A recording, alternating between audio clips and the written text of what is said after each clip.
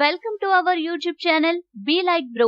ఒక మనిషి జీవితంలో కొబ్బరికాయకి చాలా ప్రాముఖ్యత ఉంటుంది. మనలాంటి సామాన్య మనుషులే కాదు, కోట్లాది రూపాయలు ఉన్న ధనవంతులైనా దేవుడికి కొబ్బరికాయ కొట్టడం ఒక ఆనవాయితీ. అయితే ఈ కొబ్బరికాయ ఖచ్చితంగా సగభాగానికి పగిలితే మంచిదని, కొబ్బరికాయలో పువ్వు వస్తే ఇక మనల్ని అదృష్టం వరించినట్లేనని, అలాగే మనం దేవుడి దగ్గర కొట్టే కొబ్బరికాయ చెడిపోతే అది మనకు, మన ఇంటికి అశుభమని మనలో చాలా మంది భావిస్తుంటారు. కానీ దేవుడి దగ్గర మనం కొట్టిన కొబ్బరికాయ చెడిపోతే అది మనకు శుభ సూచకమట. ఎన్ని రకాల దిష్టిలు ఉన్నా నరదిష్టి చాలా ప్రమాదకరమట.